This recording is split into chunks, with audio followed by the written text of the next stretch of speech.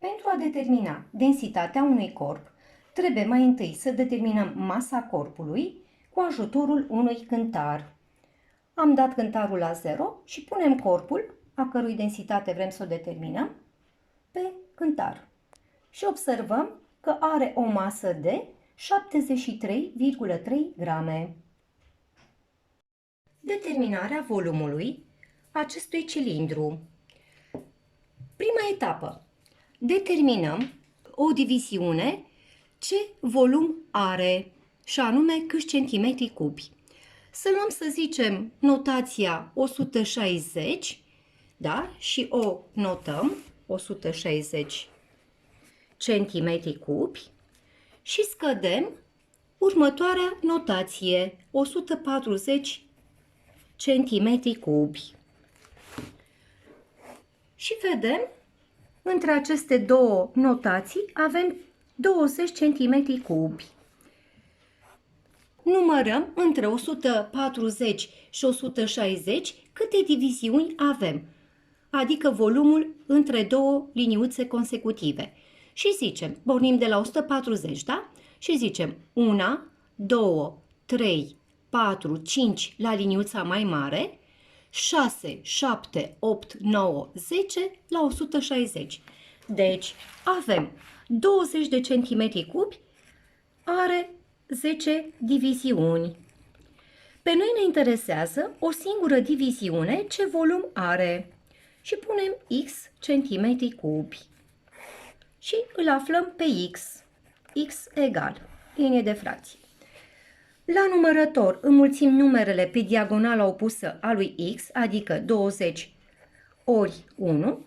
La numitor punem numărul care apare pe diagonală cu x, adică 10. Și împărțim 20 la 10, adică are 2 cm cubi, o diviziune. După ce am calculat o diviziune, ce volum are, și în cazul nostru 2 cm cubi, punem în cilindru apă, iată, am pus apă, și măsurăm volumul apei prima dată. Avem un volum de 160 cm cubi și îl notăm. V1 egal 160 cm cubi. Apoi introducem corpul, al cărui volum vrem să-l determinăm, în apă. Și măsurăm acum volumul apei cu cilindru. Și avem chiar 170. Deci pornim de la 160, 162, 164, 166, 168, 170. Deci notăm V2 egal 170 cm cubi. Cum aflăm volumul corpului? V corp. Scădem volumul mai mare minus volumul mai mic, adică V2 minus V1. Și înlocuim 170 cm cubi minus 160 cm cubi. Și ne dă un volum de 10 cm cubi. Iată cât are acest corp, volumul. După ce am cântărit corpul și am determinat masa, cu cilindru gradat i-am determinat volumul, înlocuim formula densității. Rho egal masă pe volum. Și punem masa 73,3 grame și volumul care ne-a dat de 10 cm cubi. Facem împărțirea și observăm că ne dă 7,33 gram pe centimetru cub. Ca să consultăm tabelul cu densități, trebuie să transformăm această densitate în sistemul internațional, adică kg pe metru cub. Cum se procedează? Copiem valoarea 7,33 și la numărător transformăm gramul în kilogram.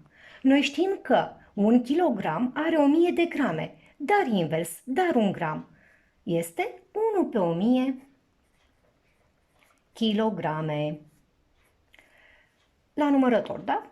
La numitor trebuie să transformăm centimetru cub în metru cub. Prin urmare, când avem un multiplu sau submultiplu la o putere, nu uitați, se deschide o paranteză, în paranteză trecem valoarea submultiplului, și anume 1 pe 100 metri, și ridicăm totul la puterea respectivă, a treia. Copiem iarăși valoarea din față. Și numărătorul îl copiem, că nu avem deocamdată ce să-i facem. La numitor ridicăm paranteza la puterea a treia la cub și zicem 1 la a treia, 1, 100 la a treia ne dă 1.000.000, 100 ori 100 ori 100. 4, 5, 6 și bineînțeles ridicăm și pe metru la puterea a treia, metru cub, care putem să-l trecem sus. Egal.